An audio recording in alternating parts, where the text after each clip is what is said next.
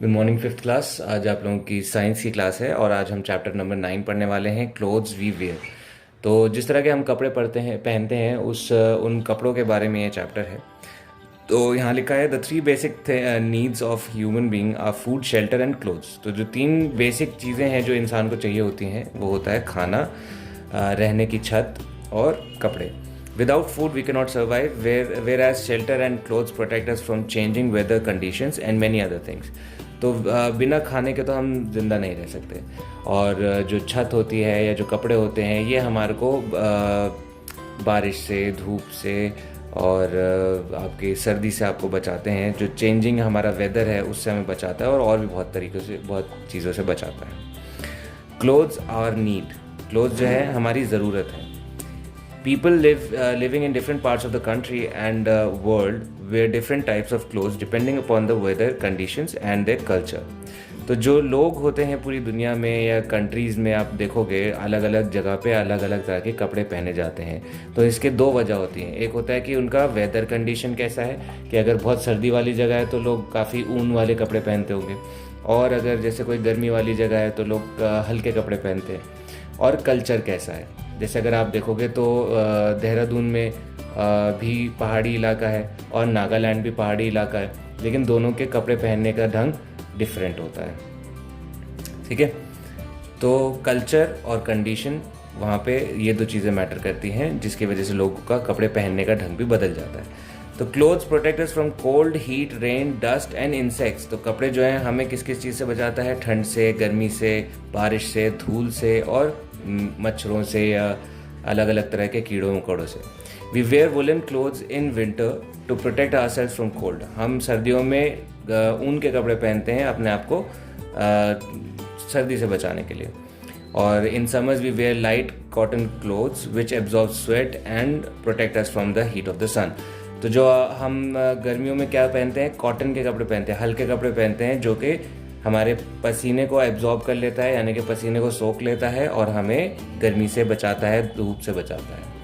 We wear raincoats when we go out in the rain. हम raincoat पहनते हैं जब हमें बारिश में निकलना होता है। आपने देखा होगा रेन कोट ऐसा होता है उसमें से पानी नहीं निकल पाता।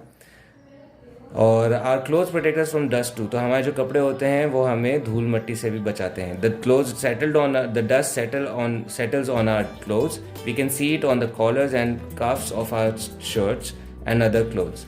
तो आपने देखा होगा जब आप कपड़े को ज़्यादा पहन लेते हैं तो हमारे कॉलर पे और हमारे हाथ के जो कफ्स होते हैं, जो रिस्ट होते हैं, वहाँ पे आप देखोगे बहुत काली काली काई जम जाती है अगर आप ज़्यादा कपड़े पहनो और नहाओ मत। तो ये जो होती है डस्ट होती है, गंदगी होती है जो हमारे कपड़ों पे चिपक जाती है और हमारे को उन डस्ट से बचा लेते हैं। We can see thus our clothes form a protective layer between dust and our body. तो एक जो हमारे क्लोथ्स हैं वो हमारे और डस्ट के बीच में एक लेयर की तरह, प्रोटेक्टिव बचाने वाली लेयर की तरह काम करती है और हमें मच्छरों से और बाकी कीड़े मकोड़ों से भी बचा लेती है। आगे देखते हैं। In ancient times, people used to cover their bodies with barks and big leaves of trees and animal skins and fur. Gradually, they learned to make fabrics and form fibers and stitch them into various types of dresses. तो पहले जो ancient का क्या मतलब होता है? पुराने ज़माने का टाइम। जब पुराने ज़माने का टाइम में लोग जो थे वो अपने कपड़े नहीं थे उनके पास, तो वो अपनी जो बॉडी थी उस पर वो बड़े बड़े पत्ते या कोई बाग चिपका के अपने, या एनिमल स्किन या एनिमल के फर को लगा के घूमते थे, क्योंकि उन्हें कपड़े सिलने नहीं आते थे। फिर बाद में धीरे धीरे उन्हें फैब्रिक बनाना आया, फाइबर्स बनाना आया और उन्होंने अपने कपड़े सिलने शुरू किए। ठीक है, अब नेक्स्ट पेज पे देखते हैं।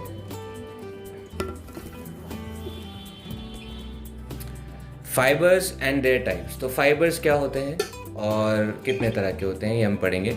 तो आपने देखा होगा धागा, ठीक है।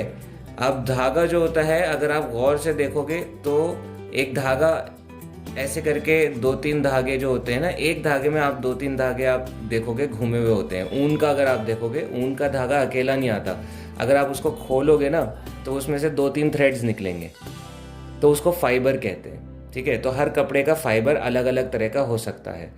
ठीक है, ऊन का फाइबर अलग होगा, कॉटन का फाइबर अलग होगा। तो एक फाइबर क्या होता है, एक थ्रेड होता है जो कि 2-3 थ्रेड से मिलकर बन जाता है, उसको ट्विस्ट करके बनाया जाता है। जैसे ऐसे 2-3 थ्रेड्स होंगे ऐसे ऐसे, ठीक है, और फिर उनको एक चोटी की तरह आपस में ट्विस्ट किया जाता है, तो जिससे वो एक मोटा धागा बन जाता है जिससे कपड़े सिले जाते हैं, तो उसे फाइबर कहते हैं। ठीक है, अब इस फाइबर को जब जो मोड़ मोड़ के जब एक धागे के कन्वर्ट करा जाता है तो उस धागे को बोला जाता है यार्न। ठीक है, फाइबर्स को ट्विस्ट करके जब एक साथ ट्विस्ट करके मिलाकर बनाया जाता है यार्न। यार्न को कहते हैं, धागे को कहते हैं, वो धागा जो कपड़े बुनने में काम आता है उसको हम यार्न कहते हैं। और यार्न से जब हम एक फैब्रिक बना लेते हैं, फैब्रिक होता है आपका पूरा एक कपड़े का चादर। फैब्रिक क्या होता है, एक कपड़े की चादर। तो फाइबर से बना यार्न, यार्न से बने fabric. One or more fabrics are then stitch together to make different cloth. अब 2-3 तरह के यार्न फाइबर फैब्रिक्स मिला के कपड़े बनाए जाते हैं। नेचुरल फाइबर्स, फाइबर्स 2 तरह के होते हैं, natural fibres and synthetic fibres. तो नेचुरल फाइबर्स क्या होते हैं, जैसे हमें नेम से पता चल रहा है कि नेचर से मिलने वाले जो फाइबर्स होते हैं वो नेचुरल फाइबर्स होते हैं। ठीक है, these fibres are contained from either plants or obtained from either plants or animals. तो ये जो फाइबर होते हैं, ऑब्टेन मतलब मिलते हैं, कहाँ से मिलते हैं, या तो प्लांट से मिल जाएंगे, जैसे आपका बहुत तरह के प्लांट्स हैं जिनसे हमें मिल जाता है। जैसे आपका कॉटन का प्लांट हो गया, एनिमल्स हो गए, जैसे आपका सिल्क के लिए सिल्क के लिए एक कीड़ा होता है जिस कीड़े से सिल्क मिलता है, उसको सिल्क वॉर्म कहते हैं। तो इन एनिमल्स और प्लांट से हमें फाइबर्स मिल जाते हैं और फाइबर्स को मिला के हम लोग कपड़े बनाते हैं, फैब्रिक्स बनाते हैं। Cotton, jute, flax and hemp are plant fibres. तो कॉटन हो गया, जूट हो गया, फ्लैक्स हो गया, हेम्प, ये सारे जो हैं प्लांट फाइबर्स हैं। और वुल एंड सिल्क जो है एनिमल फाइबर्स है, यानी कि जैसे हमें शीप हो गई, आपके जो भेड़ होते हैं उनके ऊन से हम लोग जो है वूल बनाते हैं, और सिल्क वॉर्म से हम सिल्क बनाते हैं। तो ये फाइबर्स जो है एनिमल फाइबर्स होते हैं। यहाँ पे कुछ एग्जांपल्स दिए हैं, shirts made of cotton, coat made of hemp, sweater made of wool, lehenga made of silk. ठीक है, कॉटन और हेम्प प्लांट फाइबर्स, स्वेटर जो है आपका वूल यानी कि शीप या एनिमल फाइबर, सिल्क भी आपका एनिमल फाइबर। सिंथेटिक फाइबर्स, अब देखो नेचुरल फाइबर हमने पढ़ा जो हमें नेचर से मिल जाता है, तो सिंथेटिक फाइबर क्या हुआ, आर्टिफिशियल फाइबर, यानी कि जो हमें बनाना पड़ता है। Synthetic fibers are man-made fibers and do not occur in nature. Nylon, rayon, lycra and polyester are some examples of synthetic fibers. तो कौन कौन से fibers का example दिया है, नाइलॉन, रेयन, lycra और polyester are some examples of synthetic fibers. These are prepared artificially and possess various qualities. They are waterproof, stretchable, wrinkle-free, etc. Synthetic fibers have their drawbacks also. They do not absorb sweat as they are waterproof and they catch fire easily. तो ये कह रहे हैं कि जो synthetic जो artificial fibre होते हैं उनकी क्वालिटी क्या क्या होती है, वो वाटर प्रूफ होते हैं, यानी कि वाटर प्रूफ का आप मतलब जानते हैं, स्ट्रेचेबल होते हैं यानी कि आप थोड़ा सा उन्हें खींच सकते हैं, रिंकल फ्री होते हैं यानी कि आप उनको मोड़ दो तो उन पर रिंकल थोड़े कम लगेंगे, और जो सिंथेटिक फाइबर होते हैं उनके कुछ नुकसान भी होते हैं। ये तो आपके फ़ायदे हो गए कि भाई वाटर प्रूफ है, खिंच जाता है, स्ट्रेचेबल होता है, रिंकल फ्री होता है, ये सब फ़ायदे हैं। इसके नुकसान क्या है, नुकसान में है कि ये वाटर प्रूफ है तो ये आपका जो पसीना होता है उसको नहीं सोख पाता। दूसरा है कि फायर जल्दी से कैच कर लेता है, अगर कोई छोटी मोटी आग भी लग जाए तो वो पूरा कपड़ा जल जाता है। ठीक है, तो ये इसके नुकसान हैं। We also identify the culture of a person from clothes worn by him, her. Similarly, we can identify the profession of a person from his, her clothes. तो हम आइडेंटिफाई कल्चर से भी हम पता कर सकते हैं कि कौन सा इंसान कहाँ से आया हुआ है या वो क्या काम करता है। ठीक है, कभी कभार आप देख के बता सकते हो ना कि कौन जैसे अब पुलिस वाले ने पुलिस वाले कपड़े पहने तो हमें पता चल जाता है कि ये पुलिस वाला है। डॉक्टर के कपड़े देख के बता सकते हैं हम कि ये डॉक्टर है। तो इसी तरह कल्चर भी होता है, जैसे अगर आप किसी को धोती पहने हुए देखो तो आप गैस कर सकते हो, तो हो सकता है कि ये साउथ से हैं, या फिर आप किसी को पगड़ी पहने देखो तो आपको पता चल सकता है कि ये जैसे ये आपके पंजाब से हैं। तो ये सब चीज़ें जो हैं एक इंसान के कल्चर से हमें उसका कपड़ों से उनका कल्चर भी पता चलता है, क्योंकि उनके कल्चर के बेसिस पे वो लोग कपड़े भी बनते हैं। People wear different clothes depending upon their climate, cultural tradition of the place they live in. For example, people of Jammu and Kashmir wear a thick long dress called firan. ठीक है? The traditional dress of Kerala consists of mundu and neriyathu. Some of these traditional clothes have become national dresses. Kimono is the national dress of Japan. Hanbok is that of Korea, and sari is the national dress of women in India. तो जो people हैं, जो लोग हैं, उनका आपको दिख नहीं रहा होगा, तो जो लोग हैं उनके जो कपड़े पहनने का जो तरीका है उनके क्लाइमेट पे, उनके कल्चर पे डिपेंड करता है। फॉर एग्जांपल, अगर जम्मू कश्मीर में कोई है तो वो लंबे लंबे हैवी ड्रेस पहनते हैं, थिक ड्रेस पहनते हैं, जिसको फिरन बोलते हैं। क्या बोलते हैं? फिरन। इसको आप गूगल कर सकते हैं। ट्रेडिशनल जो केरला में लोग होते हैं वो मुंडू और नेरियातू नाम के कपड़े पहनते हैं, और इसको भी आप गूगल करिए, आपको ये सारी चीज़ें गूगल करनी चाहिए। Some of these traditional clothes have become national dresses. इनमें से कुछ कपड़े जो हैं वो नेशनल ड्रेस है। अब आपको नेशनल फ्लावर पता होगा, नेशनल एनिमल पता होगा, लेकिन आपको ये नहीं पता होगा इंडिया का नेशनल ड्रेस क्या है। तो नेशनल ड्रेस इंडिया का साड़ी है, और उसी तरह जापान में उनका नेशनल ड्रेस है किमोनो। जैसे आप ये कपड़े देख सकते हैं, ये एक जापानीज़ लेडी का ड्रेस है, इसको किमोनो कहते हैं। और यहाँ पे एक कोरियन लेडी का नेशनल ड्रेस है, इसको हम हैनबॉक कहते हैं। ठीक है। अब clothes and profession, people wear different clothes according to their jobs and profession. Lawyers wear black coats, doctors nurses wear white coats, and students wear their school uniform. तो लोग अपने प्रोफेशन के हिसाब से, अपने काम के हिसाब से भी कपड़े पहनते हैं। जैसे लॉयर हो गया तो काला कोट पहनेंगे, डॉक्टर हो, नर्स हो गए तो वाइट कोट पहनेंगे, स्टूडेंट्स हो गए तो स्कूल की यूनिफॉर्म पहनेंगे।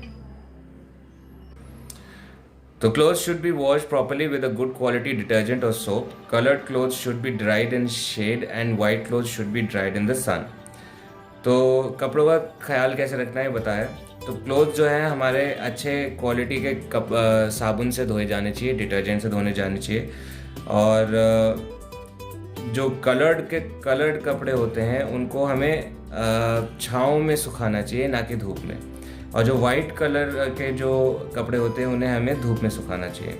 Woollen and silk clothes are very delicate, they should either be dry cleaned or washed with mild detergent. तो जो वुलन का कपड़े होते हैं, जैसे आपके सर्दियों के जो कपड़े होते हैं, वो थोड़े डेलिकेट होते हैं, यानी कि जल्दी ख़राब हो जाते हैं। अगर आप वॉशिंग मशीन में डाल दोगे तो ख़राब हो जाएंगे, तो इसीलिए उनको ड्राई क्लीनिंग पे भेजा जाता है। ठीक है। While keeping woolen and silk clothes, mothballs are dried. Neem leaves should be kept in them. तो जो सर्दी के कपड़े हैं उनके आसपास हमें वो भी रखने चाहिए। मॉथ बॉल्स कहते हैं ना, वो वाइट कलर के नैप्थलीन बॉल्स होते हैं, उनको डालना चाहिए, जिससे आपके जो है कीड़े मकोड़े उनमें कपड़ों में ना लगे। Cotton cloth should B iron before wearing. तो कॉटन के जो कपड़े होते हैं उनको आयरन करना चाहिए, क्योंकि उस पर थोड़ा सा रिंकल्स हो जाते हैं। रिंकल मतलब आपके जो सिलवटें पड़ जाती हैं। We should mend clothes that are torn or have broken button before wearing them. और जो कपड़े फट जाते हैं और हल्के फुल्के फटे हुए होते हैं और हम फिर भी पहन लेते हैं, तो उससे क्या होता है, वो फटा हुआ जो है वो और बड़ा होता जाता है। ठीक है, इसलिए हमें उसको मेंड कर लेना चाहिए, हालांकि उसको ठीक कर लेना चाहिए। यहाँ पे आपका चैप्टर ख़त्म होता है। इजी सा चैप्टर था आई थिंक, और समझ में भी आया होगा आपको। अब इसके क्वेश्चन आंसर कर लेते हैं। विच of these fibres is obtained from plants. Plant से हमें क्या क्या मिलता है? हमको कॉटन मिलता है और हेम्प मिलता है। ठीक है। लाइक्रा तो आर्टिफिशियल हो गया, और सिल्क जो है हमारा एनिमल वो हो गया। Which of these is traditional dress of Korea. Korea की क्या है? Hanbok. Which of these does not absorb sweat. कौन सा जो है स्वेट नहीं एब्जॉर्ब करता? कॉटन कर लेगा, वुल कर लेगा, लाइक्रा नहीं करेगा। Which of these clothes are very delicate. Cotton clothes, nylon clothes, silk clothes, none of these, क्योंकि इसमें वुलन क्लोथ्स नहीं लिखा हुआ। Our clothes protect us from, actually silk clothes भी आपका डेलिकेट होते हैं, तो नन ऑफ दिस को हटा के आप सिल्क क्लोथ्स करें इसको। ठीक है। Our clothes protect us from dust, insects bites, both A and B, none of this, both A and B. Match the following हम करेंगे यहाँ पे। फ्लैक्स क्या है आपका, सिंथेटिक फाइबर है। फेरन क्या है आपका, जम्मू कश्मीर का कपड़ा है, आई मीन ड्रेसिंग स्टाइल है। रेयन आपका, रेयन भी, हैंडबॉग आपका कोरिया का ये है, और रेयन आपका प्लांट फाइबर है। ठीक है, ट्रू एंड फॉल्स देख लेते हैं। Synthetic fibres are obtained from nature, false, क्योंकि ये आर्टिफिशियली बनाए जाते हैं। Cloth is made from fibres, true. Our clothes do not protect us from insect bites, false, बचाते हैं। Cloth should be wash properly with a good quality detergent, तो जो कपड़े हैं उनको हमें ठीक से धोना चाहिए अच्छी क्वालिटी से, तो ये ट्रू है, अच्छी क्वालिटी के डिटर्जेंट से। Kimono is the national dress of Korea, तो किमोनो हमने देखा था ऊपर, वो आपका जो है जापान का नेशनल ड्रेस है, तो ये यहाँ पे फॉल्स हो जाएगा। ठीक है, अब ये जो क्वेश्चन आंसर्स रह गए हैं, इसकी एक फ़ोटो आपके पास व्हाट्सएप की जाएगी, तो उससे आप देख के अपने क्वेश्चन आंसर्स पूरे कर सकते हैं। आई होप आप लोगों को ये क्लास समझ में आई होगी। कोई भी डाउट होता है तो आप मुझे कॉल करके पूछ सकते हैं। Thank you.